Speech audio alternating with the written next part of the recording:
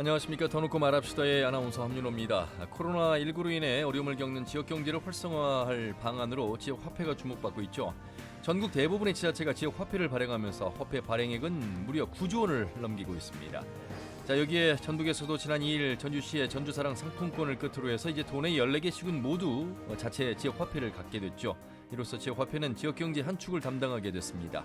그렇지만 재정 부담으로 인한 효용성 논란과 또 기존 온누리 상품권 등과의 성격이 겹치는 부분 등 해결해야 할 과제도 적지 않습니다. 오늘 터놓고 말합시다에서는 지역화폐 경제 활성화 마중물 될까라는 주제로 함께하겠습니다. 전북의 지역화폐 현황과 현재 제기되는 문제들을 통해 어떻게 하면 지속 가능성을 보장할 수 있을 것인지 함께 토론해보죠.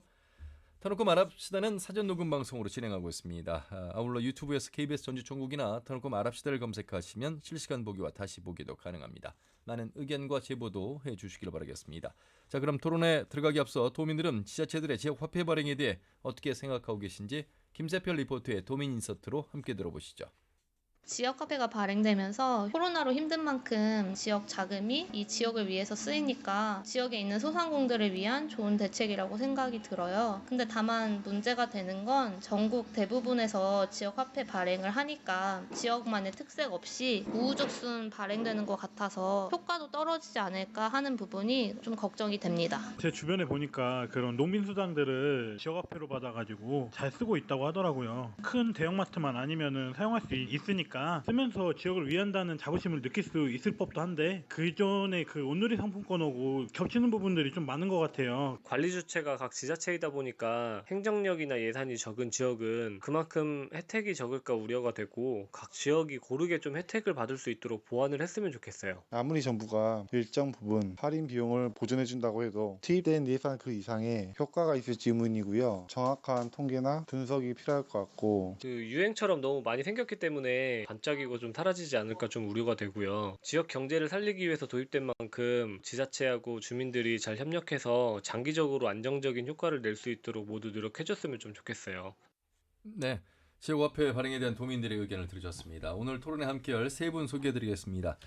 먼저 우석대학교 유통통상학부의 유대근 명예교수님 어서 오십시오. 예, 수고하십니다. 네. 자, 그리고 전주시 사회연대지원과의 김종성 과장님 어서 오세요. 네, 반갑습니다. 네, 그리고 한국외식업중앙회 전주 완산구 지부장이신 전주 노송천 상인회 정명래 회장님 반갑습니다. 네, 반갑습니다. 자, 우선 유대근 교수님과 함께 말씀을 나눠봐야 될 텐데 교수님 과거에 카드 있기 시절에는 물건 구입할 때 현금으로만 사셨잖아요. 그러죠. 그 이후에 김대중 정부에서 이제 카드 보급화가 됐고 그리고 상품권 이제 지역 화폐까지 다양한 형태로 이제 물건을 구입할 수 있는 시장이 됐다. 왜 이렇게 바뀐 것일까? 바뀐 게 좋은 것일까? 이런 부분에 대해서 좀 궁금함이 들어요. 예, 경제가 어려워지고 힘들어지고 또는 침체기에 들어서게 되면은요. 국정화폐 이제 우리 한국은행에서 발행하는 예. 화폐 이외의 대안화폐라고 해가지고 아하. 이 지역 화폐가 나타나게 되어 있어요. 예. 그래서 외국 같은 경우도 좀 어려운 시기에는 우리들끼리 서로 상부상조를 하자. 그런 어떤 공동체 의식의 그런 표현으로서 대안화폐들이 출현하게 됐죠. 예예. 근데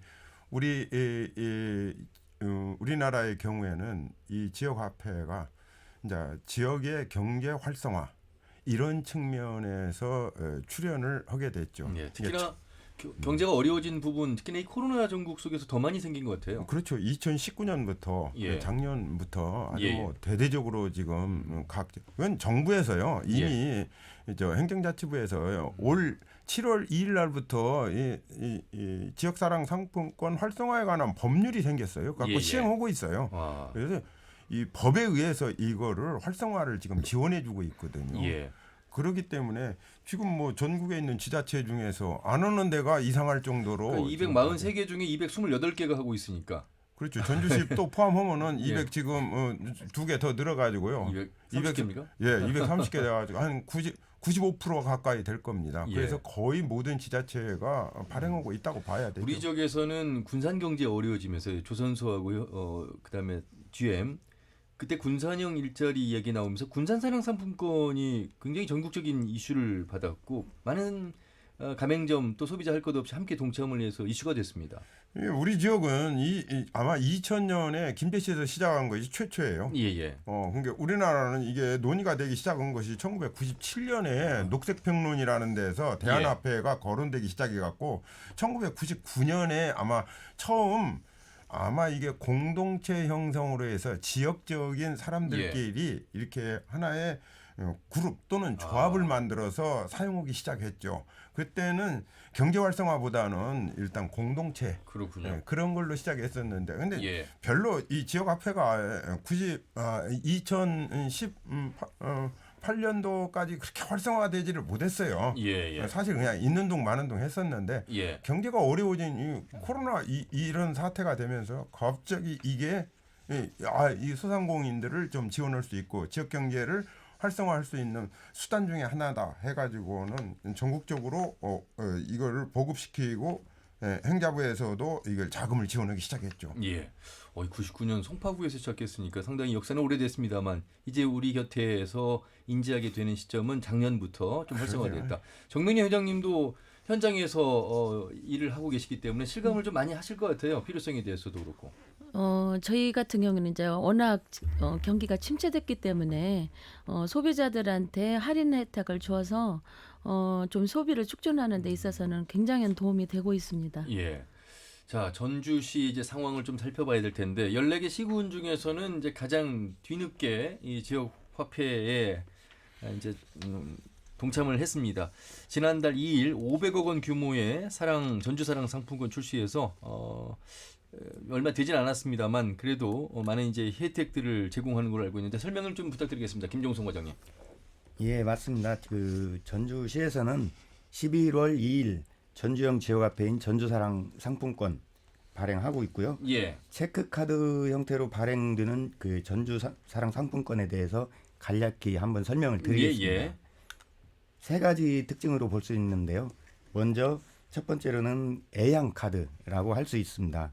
이 내용은 전주사랑 상품권은 지역 자금의 역유 유출을 방지하고자 하는 목적이 있고 예. 코로나19로 침체된 지역 경제를 활성화시키려는 목적이 있습니다. 그래서 애양카드라고 할 수 있고 예. 두 번째는 쓸 때마다 캐시백이 된다는 점에서 알뜰 카드라고 할 수 있습니다. 캐시백은 10%를 돌려받는 상황인가요? 네, 맞습니다. 예. 지금 매월 한도를 50만 원으로 이렇게 한정을 해서 충전하고 쓰시는 대로 1인당 매달 50만 원까지만 구입할 수 있다. 예, 맞습니다. 그래서 쓰시는 대로 바로바로 캐시백이 10%가 들어가는 구조입니다. 예. 그래서 캐시백이 최대 5만 원까지 혜택을 그렇죠. 받을 수 있는 거고요. 50만 원에 10%니까 5만 원. 네, 예. 맞습니다. 그리고 세 번째는요? 그리고 세 번째는 노송동의 기부천사 전통을 잇는 예. 나눔 카드라고 할 수 있습니다. 이건 어떻게 나눔이 가능하죠? 이 내용은 우리 그 지역화폐를 이렇게 이용하면서 예. 기부할 수 있는 구조를 만들어 놨거든요. 그럼 이거는 이제 가맹점 입장에서 그 매출의 어떤 1%를 기부하는 그런 형태입니까? 네, 그 가맹점에서 지역화폐를 이렇게 사용함으로써 발생되는 매출의 1%를 자율 기부할 수 있는 구조를 만들어 놓은 상태고요. 예. 그리고 이용자 또한 이용자가 본인 판단하에 받은 캐시백은 기부할 수 있는 구조를 열어놨습니다. 예. 그래서 나눔 카드라고 할 수 있습니다. 전체 두 달간 500억이라면 10%를 캐시백 된다면 우리 시민 입장에서는 10%면 얼마입니까? 그러면 5억 정도, 아니 50억이죠? 50억입니다. 그러면 전체적으로 보면 550억의 시장에서의 현금 유동 상황이 되는 겁니까? 그렇죠. 예. 이게- 많이들 이용하셔야 되겠습니다. 이게 전주시 인구가 한 65만 정도 예. 되고 그러는데 50억 지금 이게 전주시가 50억 정도의 지금 예산을 가지고 있는 겁니다. 실질적으로. 10%를. 예. 내가 여기다가 충전하는 것은 내 돈으로 하는 거예요. 50만 원은 하고 예. 자 50억 정도가 더 늘어나요. 이 소비가 늘어나는데 그렇죠. 50억 정도면요. 저도 그 카드를 발급하면서 50만 원을 딱 내 돈을 넣습니다. 충전을 시킨다고 그러죠. 예. 50만 원 넣고 그러면은요. 지금 보니까 한 5만 명이 두 달 동안 11월, 12월 5만 명이 두 달 동안 쓰면은 500억이 다 소진됩니다. 그래서 지금 65만 중에서 지금 5만 명이 카드 발급하면은 이건 소진이 다 돼버려요. 그러니까 지금 모르고 있는 사람들은 이 방송을 듣고 있다더니 이러면은 빨리 가서 카드를 발급받는 것이 좋습니다. 그 한도가 이제 정해져 있습니다. 1인당 50만 원이고 매달. 그러니까 두 달 다 해도 100만 원을 100만 원입니다. 받을 수 있습니다. 그럼 이제 10만 원을 10만 원. 예. 네, 10만 원을 돌려받는 거죠. 10만 원 돌려받고요. 충전은 금액이 두 달 동안 10만 원인데 자 50만 100만 원이잖아요. 자기가 예. 충전할 때 예. 100만 원을 할 수 있는 것을 곱하기 5만 하면은 500억이에요. 그렇죠. 그러니까 5만 명밖에 이걸 못 받아요. 그래서 지금 현재는. 공급량이 지금 자체가 부족하다라고 이런 여론도 있고 하지만 그럼에도 불구하고 상당히 지역 경제 도움이 될 것이다. 정현희 회장님은 어떻게 보세요? 지금 정부에서 80% 지원을 해주고 있잖아요. 전체 지역사람 예산의 80%를 전체- 정부가 주고 있습니까? 캐시백의 80%를 정부에서 지원해주고 있는데요. 그 내용은 우리 전주 같은 경우 500억을 발행했을 때 예예. 소요되는 캐시백이 50억이거든요. 예. 그 50억에 대한 80%를 행정안전부에서 지원을 하고 있습니다. 아 그게 전체 10% 중에 8%가 맞는 거고. 예, 예. 그렇죠. 그렇죠. 예. 네네. 전체 500억의 예산은 어떻게 세워지는 겁니까? 500억 발행 규모를 예. 저희가 자체적으로 판단을 해서 예. 이 정도 이렇게 발행해야겠다라고 결정을 한 내용이고요. 예.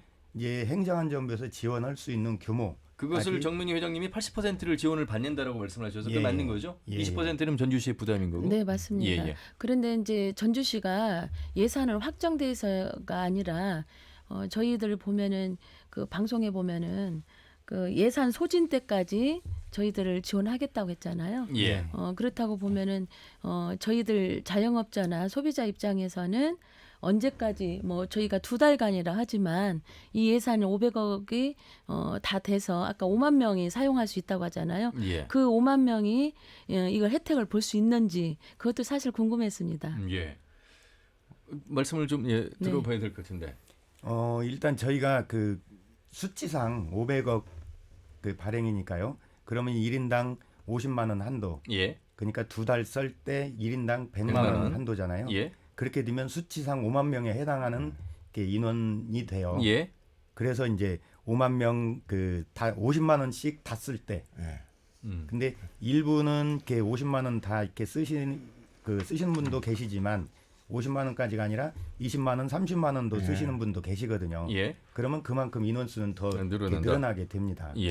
제가 그래서- 말씀드리는 거는 예산 500억을 지금 500억의 기준에 100만 원 쓸 때 5만 명이고요. 예. 500억이라는 예산이 확보가 돼서 정부에 캐시백 80%를 지원받을 수 있냐 그걸 제가 여쭤보는 거예요.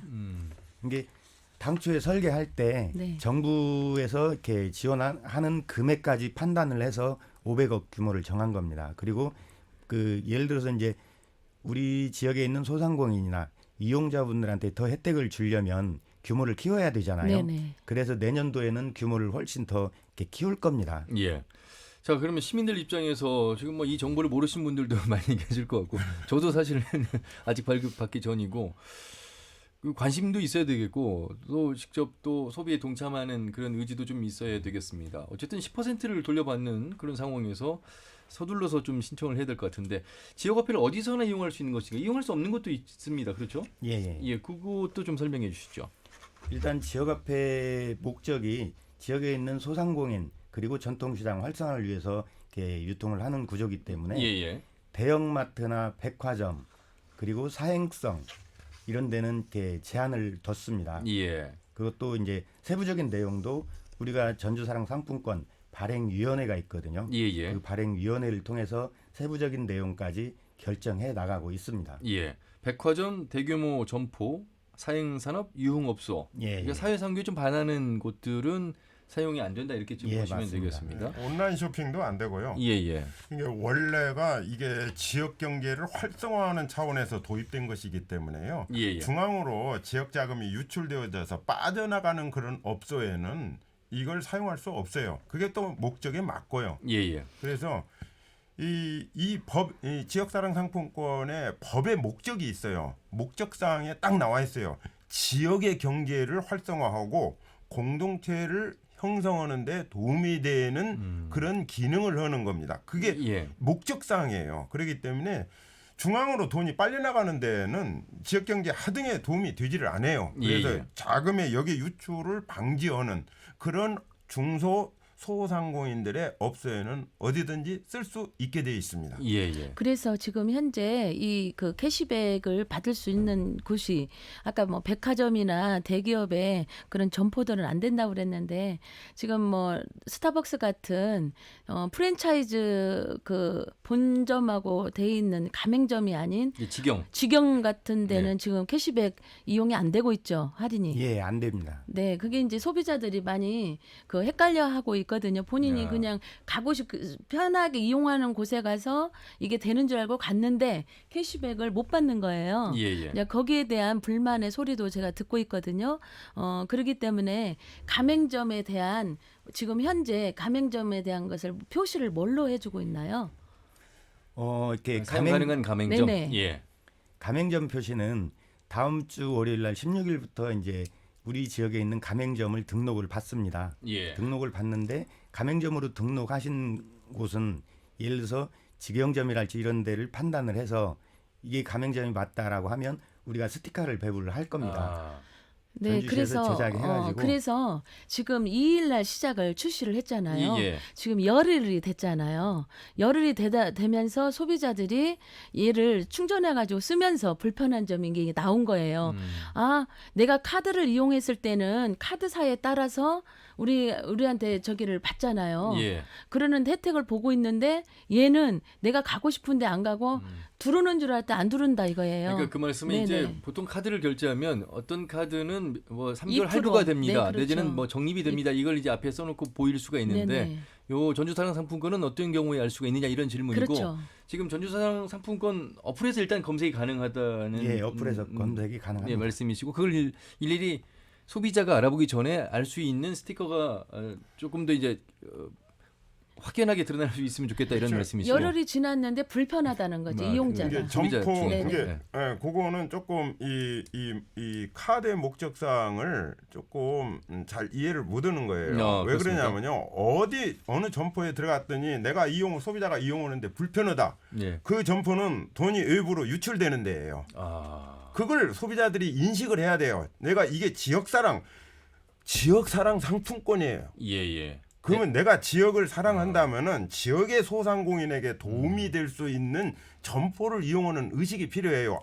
예. 이건 우리 지역의 점포가 아니구나. 그렇게 생각한다면은 대규모 점포의 직영점이에요. 다들 보면. 예. 그런 데들은 이게 대형마트 가서 이용하면 소비자의 편리하죠. 예. 그런데 그 편리성만 하게 된다면은 쫙 기존에 있는 카드하고 전혀 다른 것이 없어요. 예. 그래서 이 지역사랑 상품권은 지역에 있는 기반을 두고 있는 소상공인들, 예를 들어 프랜차이즈라 하더라도 본사가 전주에 있으면요 다 될 거예요. 예, 그러죠? 맞습니다. 이게 지역이거든요. 지역 의식이 소비자들도 있어야 되는 거죠. 그런 걸 통해서 우리 전주시 시민들이 하나의 공동체 의식을 눕혀나가는 예. 거. 이게 목적이에요. 그러니까 이제 소비자 입장에서는 그런 마음을 가지고 쓰는데 예. 대형 프랜차이즈 직영점인지 가맹점인지를 모르고 일단 쓰면 이것이 지역 소비를 위해서 도움이 될 것이다라고 지금 이제 보는 입장에서 질문을 정명래 회장님이 지금 하신 거거든요. 예. 이게 소비자 입장에서는 이게 대개 보면은 직영점인지 아닌지 그거를 구분하기 위해서 지금 현재로는 예전에 재난지원 카드가 활용됐던 데 받았던 데는 지금 다 되고 있어요. 예. 2개월간은 다 되지만 내년부터는 확실히 구분을 해주겠다는 것이 아마 전주시의 방침일 거예요. 오늘 지금 KBS에 터놓고 말합시다. 이 방송이 아니었으면 65만의 시민들은 많이 헷갈려 했을 것입니다. 지금 현재가 지금 열흘이 지났는데 그게 준비가 안 된 거는 굉장히 혼선이 지금 일어나는 상황이거든요. 이용자한테는. 이게 그래서 이제 준비가 오늘 안 된 방송 건 아니고요. 당초 네네. 설계할 때부터 11월 2일 날 플랫폼 오픈하고 네네. 그러면 일단 사용자분들이 아까 이제 교수님 말씀하신 대로 정부 재난지원 카드하고 동일한 장소에서 쓰이거든요. 예. 정부 재난지원 카드도 대형마트나 이런 데 막아놓고 그렇죠. 일단 그렇게 전체를 열어놓은 상태에서 대형마트나 이런 데를 막아놓고 그리고 가맹점도 등록을 하도록 돼 있어요. 법적으로. 네네. 근데 그걸 동시에 시작하면 서로 이제 혼돈이 될 수 있으니까 가맹점 등록은 2주 후에 시작하자. 그래서 11월 16일부터 등록을 받고 그 네네. 이후에 스티커를 배부하려고 당초부터 계획을 잡았던 내용입니다. 예. 네. 자, 알겠습니다. 이것이 이제 곧 A양 카드라는 첫 번째 목적 취지에 맞게끔 쓰이기를 바라는 마음에서 질문을 하셨고 그 부분에 대한 현장 좀 조사는 더 좀 해 주시길 바라겠습니다.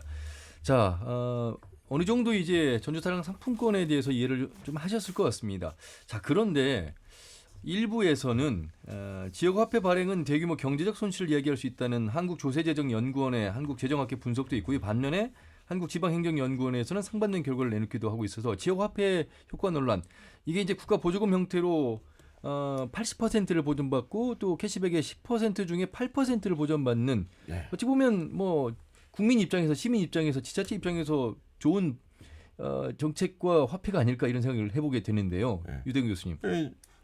지난번에 문제가 됐죠. 조세재정연구원에서 이 지역 화폐가 전혀 저 지역 경제를 위한 활성화를 위해 도움이 되지 않는다. 예. 오히려 비용만 이 발행하는데 제가 그래서 그 연구 보고서를 전체를 다 훑어봤어요. 예. 다 읽어봤는데 첫째 이 모순이 있어요. 왜 그러냐면 과거에 지금 활성화된 것이 2019년 그때부터 활성화됐는데 그 18년 이전 자료 활성화되지 않았던 그때의 자료를 가지고서 하는 거고, 그때는 거의가 종이 지류 화폐예요. 전주시는 이번에 지류 상품권 해가지고 우리가 보통은 종이로 된 거 그거 전혀 발행하지 않아요. 지류 화폐로 됐을 때는 자 발행 비용에 예를 들어서 100억을 발행한다고 하면 4억 정도의 발행 비용이 들어요. 조폐공사에서 해야 되기 때문에 그 정도인데 그게 좀 크다 해가지고 전혀 막 손실을 대고 그런다 이거요. 그리고 이건 어떻게 보면은 전체 우리나라 국정화폐에 대한 하나의 대안화폐로서 조금 규제가 되는 측면이 있어요. 그래서 이걸 좀 자유롭게 해라 해서 그 연구 보고서를 보니까 연구원 자체가요, 이 신자유주의적 경제 그쪽 논리에 아주 강해요. 그래서 이걸 마치 지역화폐를요, 그 지역을 보호를 한다 이거 갖고 뭐 그 무역 그 규제 이렇게 해석을 똑같다고 보고 있더라고요. 무역 규제 각 나라마다 저 트럼프가 미국 우선주의 하면서 뭐 규제하고 이러거든요.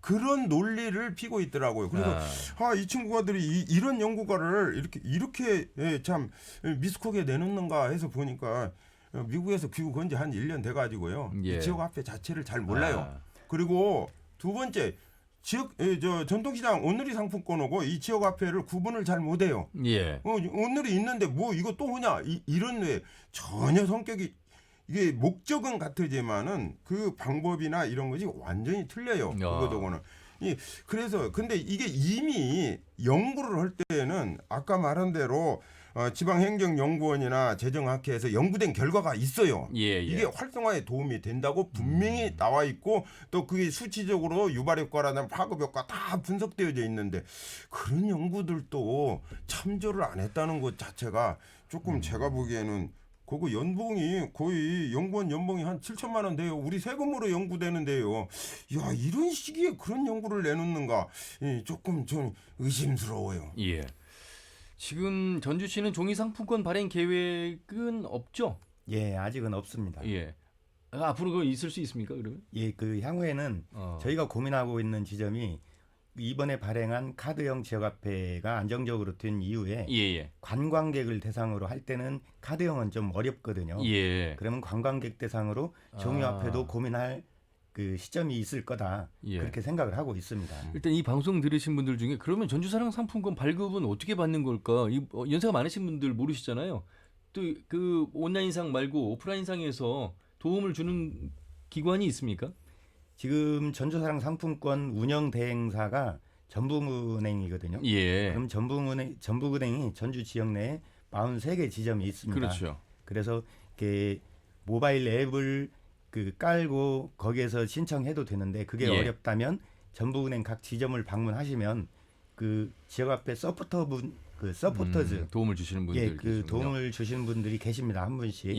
그러면 그분들 도움을 받아서 모바일 앱을 설치해도 되고 그렇지 않으면 직접 전북은행에 그 지역화폐 카드 신청하시면 됩니다. 이런 생각을 좀 해보게 됐어요. 14개 시군에 다 지역 화폐가 있잖아요. 각 지역 사랑 상품권이 있는데 익산의 다이로움, 군산 사랑 상품권 그 혜택이 좀 지자체마다 다른 상황이에요. 그래서 조금 더 혜택이 많은 곳에 가서 소비를 할 수도 있지 않을까. 그렇게 되면 쏠림 현상도 일어나지 않을까. 지금 뭐 대형 프리미엄 아울렛 뭐 이런 곳들이 곳곳에 많이 들어서면서 많은 분들이 함께 쇼핑하러 가시다 보면 그게 이제 지역으로 쏠림 현상이 일어나는데 혹시 이런 경우로 접근해서 해석을 그렇게 해볼 수는 없겠습니까? 그 이등 교수님? 예, 이게요. 그렇게 저쪽에서 저쪽 지자체에서 기초지자체에서 해주고 우리 기초지자체는 8% 저쪽에는 10% 된다 해갖고 이게 50만 원 정도 한도가 있기 때문에요. 50만 원 이하에서 생활 필수품을 지금 생필품을 사는 거예요. 대개 보면은 그다음에 음식점 이용하거나 저는 그 생활 편의 그런 가게들을 이용하거든요. 머리를 한다든지 뭐 이런 걸 이용하기 때문에 그런 거로 그 2% 3% 이익을 보자고 교통을 들여서 그쪽까지 지자체까지 이동하는 일은 거의 지금 익산의 경우는 좀 카드 혜택이 좀 다른 것 같은데요. 익산의 경우에는 50만 원을 처음에 구입을 하면은 5만 원을 적립해 주잖아요. 그러면 55만 원이잖아요. 이하가를 다 써서 다시 재충전을 했을 경우에 50만 원을 재충전을 했을 경우에는 캐시백으로 또 다시 5만 원을 넣어줘요. 이제 그러다 보면은 익산은 20% 할인이잖아요. 아까 쏠림 현상이 무슨 이야기냐면 저희 전주 지역에서 익산으로 출퇴근해서 직장이 그곳에 있는 분이 많이들 계시잖아요.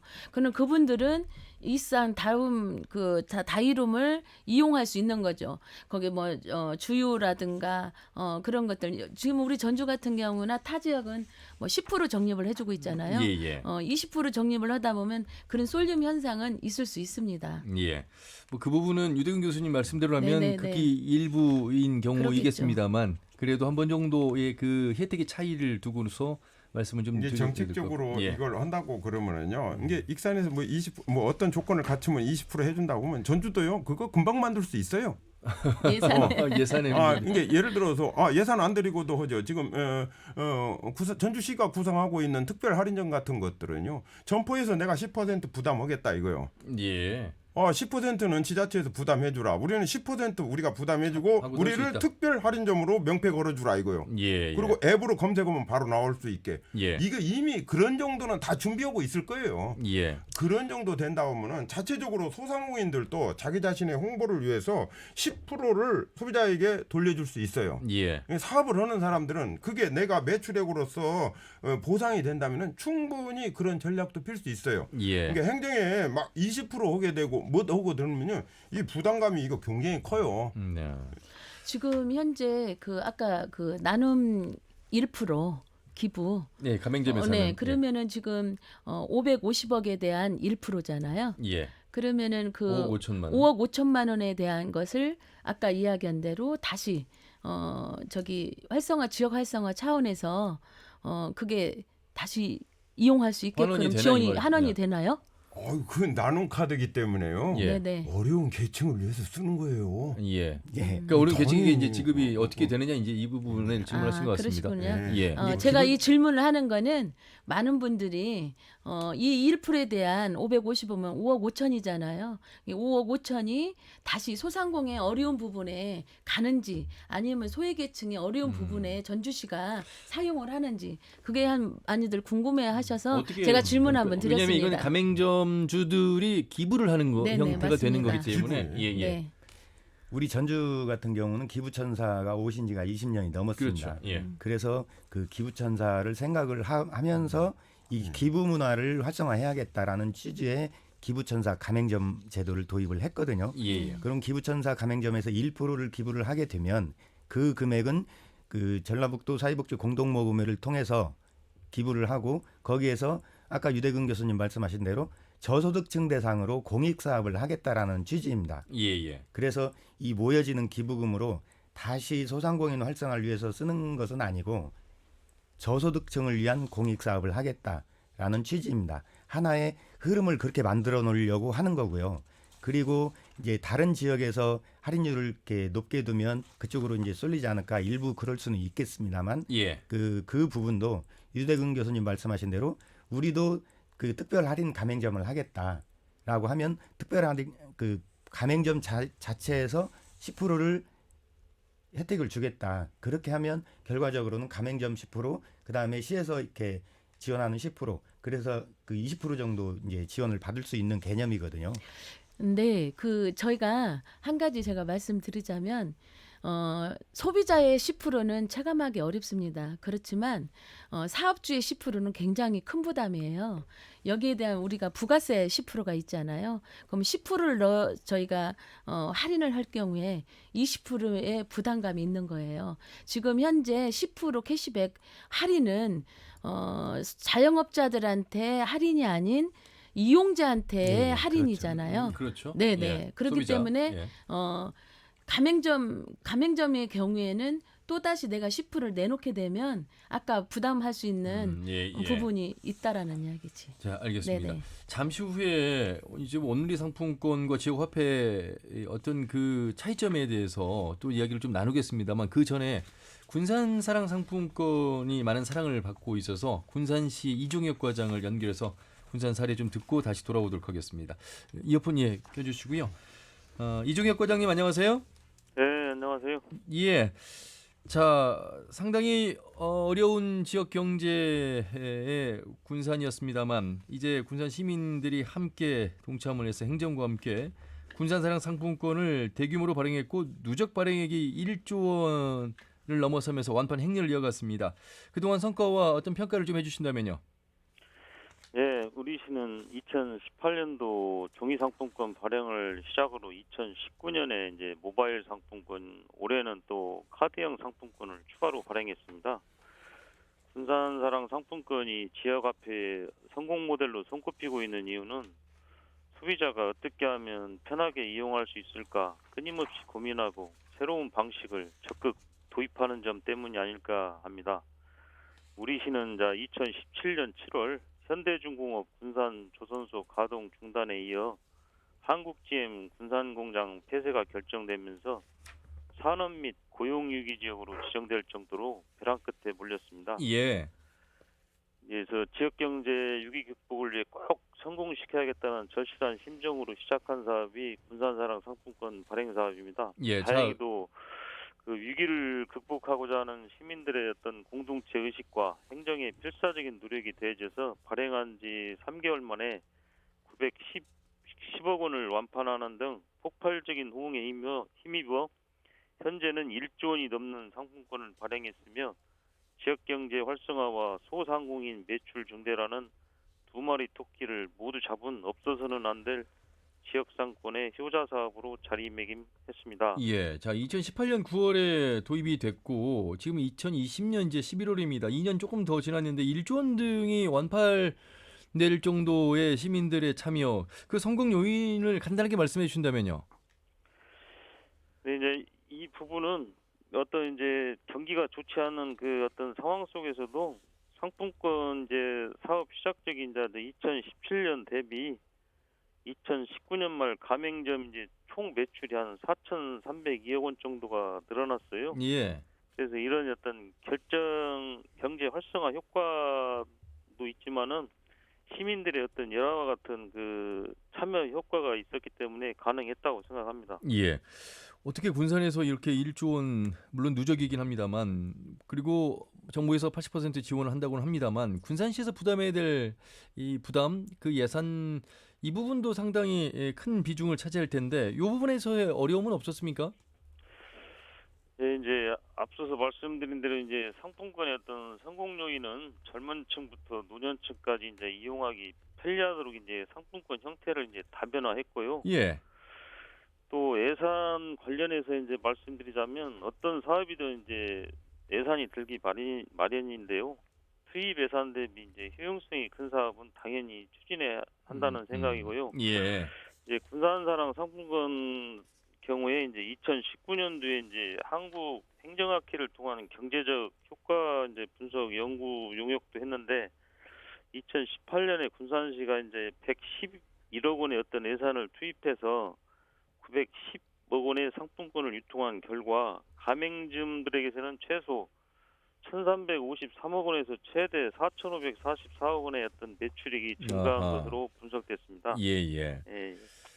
자, 더구나 이제 상품권 사업이 전국적인 사업으로 확대되면서 정부가 이제 할인율의 8% 즉 이제 어떤 사업 예산의 60%를 국비로 지원하는 상황에서 예산 부담을 논하기보다는 본 사업을 통해서 내수가 진작되고 세수 확보가 크기 때문에 코로나 최근에 이제 19로 힘든 시기를 맞아서 예. 소상공인들을 위해서 적극 추진해야 하는 사업이라고 생각합니다. 예. 자, 군산하면 야구로서 역전의 명수. 여기서 힌트를 얻었을까요? 배달의 명수를 통해서 많은 분들 배달 주문을 하시죠. 특히나 코로나 전국 속에서. 자, 공공 배달 앱을 만들었습니다. 이 배달 명수 통해서도 지역 화폐를 사용할 수 있는 부분은 상당히 서로가 윈윈하는 그런 결정적 상황이 됐습니다. 예. 그 효과도 만만치 않을 것 같고요. 네, 저희가 이제 그 배달의 명수 이제 음식 배달 앱에서도 어떤 상품권을 사용할 수 있도록 그 이제 오프라인뿐만 아니라 그 온라인까지 이렇게 대폭 확대를 해놨거든요. 예. 그래서 이제 배달의 명수 사업은 이제 10% 어떤 할인된 상품권으로 이제 배달 음식을 주문할 수가 있고요. 어떤 소상공인 분들은 이제 어떤 민간 배달앱에 지출하는 수수료를 절감할 수 있어서 군산사랑 상품권뿐만 아니라 이제 모두가 윈윈하는 효과를 얻게 되었다고 말씀드릴 수 있겠습니다. 예. 실제로 이제 긍정적인 부분을 강조를 해 주셨는데 어떤 경제 효과 측면에서 나타난 비용적인 측면 이외에도 뭐 일자리 창출이라든지 그 종사자 수가 좀 유지가 됐다라든지 늘어났다든지 이런 부분들도 좀 분석이 가능합니까? 예, 저희가 이제 2019년도 이제 어떤 한국행정학회를 통해서 어떤 이제 군산사랑 상품권의 어떤 경제적 효과 분석 연구 용역을 한번 실시했어요. 예. 그래서 이제 연구 용역 결과 어떤 이제 상품권은 이제 지역 내 수요와 거래량 확대 결과를 가져왔고요. 그 경제 어려움을 극복하는 데 큰 기여를 한 것으로 분석되었는데요. 그 저희가 이제 전국 평균을 하회하던 군산의 어떤 신규 취업자 수가 군산사랑 상품권 발행 이후에 상품권 이제 관련 업종에서 전년 동기 대비 한 4만 5천 명 정도가 증가하여 평균을 상회하게 되었습니다. 예. 또 이제 그 상품권 사용처를 관내 이제 가맹점으로 이제 제한하면서 어떤 지역 자금이 어떤 역에 유출이 되지 않고 관내로 어떤 재유입되면서 2019년 저희가 이제 상반기 금융기관 수신고는 전년 동기 대비 한 4,300억이 증가한 것으로 그렇게 이제 결과가 나왔습니다. 예. 자, 이렇게 군산사랑 상품권이 일단 잘 진행이 돼서 다행이고요. 아울러서 이제 전주도 시작을 했습니다. 14개 시군이 모두 지역사랑 상품권을 하게 됐습니다. 먼저 뭐 잘 진행된 사례는 아마 여러 가지 요인이 있겠습니다. 말씀하신 것들 포함해서 시민들의 자발적 참여 또 신뢰를 바탕으로 이루어졌기 때문에 이 군산에 대한 애향 그 마음이 전제돼서 시작이 됐을 텐데 조언 내지는 뭐 앞으로의 군산의 계획을 조금 여기 계신 분들께 또 전주시 우리 김종성 과장님도 나와 계시는데 이중혁 과장님과 통화하면서 우리 김종성 과장님 좀 해주실 말씀도 많이 계실 것 같습니다. 김종성 과장님? 이종혁 과장님? 예. 한 말씀 더 조언을 해주신다면요. 예, 이제 어떤 그 앞서 말씀드린 대로 그 상품권의 어떤 성공의 어떤 가장 큰 역할은 어떤 이제 그 경제 위기를 극복하고자 하는 어떤 시민의 공동체 의식과 어떤 저희 행정에서의 적극성이 가장 큰 역할을 했는데요. 예. 이제 앞으로 이제 저희가 이제 지역 공동체 이런 기반을 둔 사회적 조건이 경제적 효과의 어떤 중요한 전제가 될 것 같습니다. 그래서 지역 공동체와 연대 의식이 이렇게 관계를 맺는 것이 중요한 포인트라고 볼 수 있겠습니다. 예. 말씀 잘 들었습니다. 고맙습니다. 예. 네, 군산시 소상공인 지원과 이종혁 과장이었습니다. 김종성 과장님, 예. 네. 군산 사례를 좀 들었습니다. 전주시도 뭐 계획을 잘 세우고 계시겠습니다만 공동체 연대는 전주시가 군산만큼 가능할까? 하지만 뭐 또 시에서 또 부단한 노력이 뒤따른다면 가능하지 않을까 이런 생각도 드는데 일단 거창한 데에서 요인이 있었던 것이 아니고 시민들의 자발적 참여와 행정에서 적극적인 노력이었던 것 같습니다. 과장님 어떻게 들으셨어요? 군산 이종혁 과장님 말씀 고맙고요. 그 전주에서도 평화동에 2018년도부터 공동체 화폐인 꽃전을 시범 운영해 본 적이 있습니다. 예. 그런데 이 시범 운영 해보니까 지역의 소상공인분들하고 지역 주민들하고의 공동체 형성 이게 굉장히 많은 도움이 되더라. 그래야 이게 지속 가능할 수 있는 구조가 된다. 예. 그래서 저희 전주시에 이제 전주사랑 상품권 설계할 때도 그 부분에 중점을 좀 많이 뒀습니다. 예. 그래서 기부 문화를 활성화시킬 수 있는 구조랄지 예. 그리고 가맹점에서도 일부 기부하든가 그렇지 않으면 특별 가맹점을 운영할 수 있는 구조. 그래서 서로 이제 소상공인 분들하고 지역 주민들이 윈윈할 수 있는 구조가 되어야 된다. 예. 그래서 공동체성이 형성이 돼야 지속 가능성이 있다라고 생각을 하고 있습니다. 유대근 교수님, 저희가 지역 경제 관련해서 많은 방송을 했습니다만 그 지역 우리 전북의 자금이 역외로 유출되는 부분들도 굉장히 많이 강조를 해주셨잖아요. 그렇죠. 그런 가운데 그 액수가 상당했고 아마 또 한 번 더 언급을 해주시겠습니다만 이제는 우리 지자체 정치적으로도 그렇고 행정적으로도 그렇고 시민들도 함께 할 수 있는 어떤 경제 시장 그 방식이 이제 좀 필요한 시대가 아닐까 이런 생각을 군산과 전주 사례를 통해서 좀 생각해 보게 됐는데요. 교수님 좀 한 말씀 해주시죠. 지역의 이 자금은요 경제에 있어서 하나의 사람으로 비우면 혈액과 같은 거예요. 예. 이 자금이 말라버리면요, 이 사람이 혈액이 말라버리면 빈혈이 생겨갖고 쓰러져요. 그렇죠. 똑같아요. 이게 자금이 잘 유통이 돼야 되거든요. 돈이 돌아야 돼요. 예. 뭐 부자들이 돈을 그냥 한쪽 그냥 구석에다가 이렇게 그냥 박아놓고 유통을 안 시키면요, 그 힘들어지거든요. 이게 자금은 자꾸 돌아야 되는데 그 유통이 지역 내에서 유통이 되는 걸 지역 내 선순환이라고 그럽니다. 예. 빠져나가는 것을 유출 악순환이라고 그럽니다. 예, 빠져나가요. 들어오기만 하면 빠져나가 버리는 거죠. 예. 그러면 지역에서 돌지가 않아요. 그래 지역에서 돌 수 있는 수단 중에 하나가 바로 이 상품권 요 사업입니다. 예. 그래서 군산 같은 경우는 고용위기 지역에다가 지금 경제위기 지역 그거 지정되는 바람에 정부에서 이 10% 지원을 전액을 막 처음에 했었죠. 그렇죠. 하는 바람에 고용 시민들도 그런 의식이 막 굉장히 고양이 됐어요. 우리가 예, 위험하다, 예. 위기다. 그러니까 똘똘 뭉친 거예요. 그리고 행정에서도 상당히 이 가맹점을 소비자의 편의성을 높이기 위해서 가맹점 모집에 지금 거의 뭐 8%까지 지금 사용할 수 있게 돼 있습니다. 예. 그거에 자 무엇이 활성화할 수 있는 행정의 노력이 뭐냐? 가맹점 노력에 무척 많이 노력을 했어요. 아하. 그럼으로써 대한민국의 상품권 선진지 제1번지가 군산입니다. 예. 그래서 이걸 뻔따서 이걸 모방해서 이걸 벤치마킹해서 행자부에서 전국의 상품권을 보급하게 되는 이런 계기가 된 거죠. 예, 그래서 예. 군산 같은 경우에는요, 주민들의 의식도요 상당히 높고, 그리고 금액도요 전라북도에서 지금 올해 한 7,8천억 발행하는데 군산이 5천억일 거예요. 예. 그냥 거의 뭐 이 대다수를 차지하고 예. 있는 데거든요. 이렇게 활성화되면요, 군산은 그러냐 지역경제 의식이라든지 소상공인들의 매출이라든지 이런 것도 다 예. 탄탄한답니다. 그 오죽하면 배달의 명수 이재명 경기지사가 와서 배우고 가고 벤치마킹했잖아요. 그 배달 앱도 지금 군산은 이 지역 화폐하고 결합을 연동을 시켰어요. 예. 그런데 그게 배달 앱이 원래가 뭐 다른 뭐 사기업에서 하는 것이 있어요. 그게 지금 과점 상태로 되어져 있어요. 몇 개 앱이 다 장화가 오고 있는데 그 수수료가 소상공인들에게 상당히 부담이 돼요. 수수료를 띄어야 돼요. 그 띄어갑니다. 예.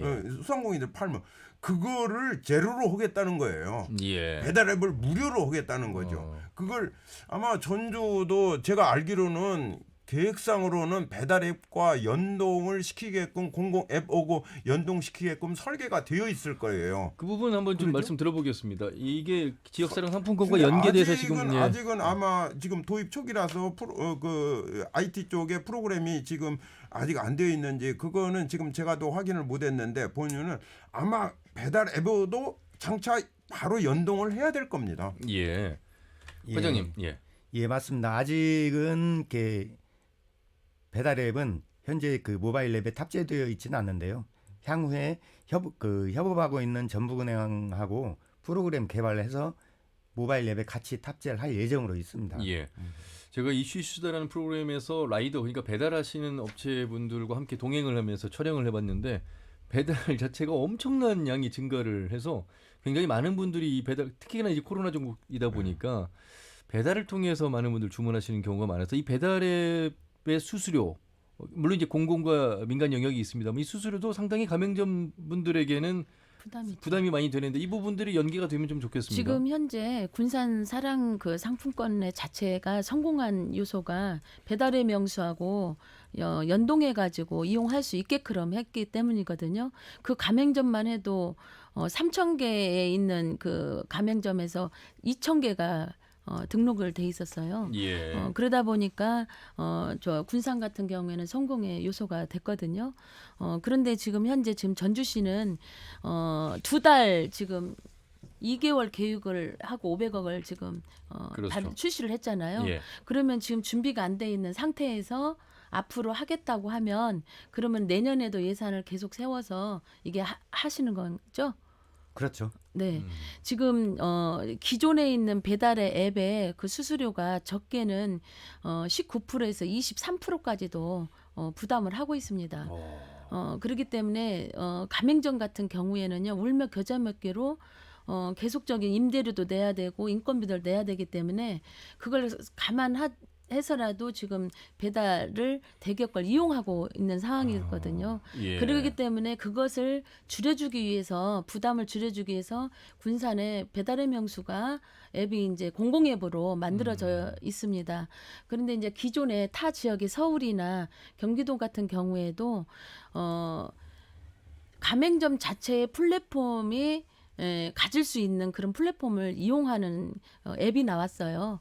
그래서 전주시도 그렇게 이용해서 예. 가맹점 자체에서 플랫폼을 만들어서 뭐 그런 비용들을 줄일 수 있는 수수료를 줄일 수 있는 그런 예. 게 계속적으로 뭐 만들어서 하루빨리 이용할 수 있으면 좋겠습니다. 배달의 양이 증가하면서 배달 업체에 떼는 수수료가 있죠. 또 배달하시는 분에 네네. 드리는 인건비가 있죠. 하다 보니까 가맹점 입장에서는 아까 최대 많게 몇 퍼센트? 23%입니다. 그러면 정말 상당한 부담이 될 부분을 부가세 신고할 때요. 예. 배달업 하시는 업체들은요. 그 배 이상의 그 세금을 감당하기 힘들 정도로 예. 부담이 되고 있어요. 알겠습니다. 오늘 지역화폐 경제 활성화 마중물 될까라는 주제로 세 분과 함께하고 있습니다. 전주시의 사회연대 지원과의 김종성 과장, 그리고 우석대학교 유통통상학부의 유대근 명예교수, 그리고 전주 노송천 상인회 정명래 회장과 함께하고 있습니다. 오늘 이 시간을 통해서 어쨌든 14개 시군의 지역사랑 상품권이 지금 활용되고 있다는 것도 말씀드리고, 전주시에서 지난 2일에 시작한 500억 규모의 지역사랑 상품권, 전주사랑 상품권 말씀을 자세히 좀 나눠보고 있습니다. 시간이 많지 않은데요. 그 온누리 상품권이라고 하는 전통시장 상품권하고 이 지역사랑 상품권하고 구분을 좀 해야 될 것 같아서 간단하게 좀 소개를 해주시겠습니까? 예, 온누리 상품권도 원래는 전북에서 전통시장 상품권이라 해갖고 우리 전라북도에서 원래 시작한 겁니다. 그렇죠. 그래갖고 전국으로 이제 퍼지게 된 것인데 중기청에서 그건 전통시장에서만 사용할 수 있습니다. 예. 전통시장. 일반 점포에서는 사용이 안 되는 거예요. 그렇죠. 전통시장에서만 사용이 가능해요. 그게 구역이 딱 제한이 돼요. 시장 사용처가. 예. 그렇지만 이 지금 전주사랑 상품권은요, 지역에 있는 소상공인, 지역 소상공인들에게 모두가 받을 수 있어요. 그러니까 그 지역사랑 상품권은 전통시장에 가서 사용할 수가 있고. 그렇죠. 맞습니다. 거기에 가서도 오고 그냥 그 전통시장도 포함하고 다 올 수 있는 거예요. 전통시장 상품권이라고 하는 온누리 상품권은 전통시장과 지정된 상가에서만 가능하고. 네, 맞습니다. 그렇죠. 예. 그러니 전통시장 상품권은 전통시장 활성화를 위해서 만든 상품권이고요. 예. 이건 소상공인 전체를 위해서 만든 상품권이기 때문에 기본적으로 틀려요. 예. 그렇기 때문에 지금 이제 어려움이 참 온누리 상품권 때문에 많이 있어요. 예. 원래는 그게 그 전통시장 그 상권 활성화 구역 내에 있는 상점가나 전통시장에서만 이용하다 보니 저희 같이 뭐 식당이나 슈퍼에서는 이용할 수가 없어요. 예. 하지만 경기가 어렵기 때문에 소비자가 온누리 상품권을 내놓으면 저희가 안 받을 수 없습니다.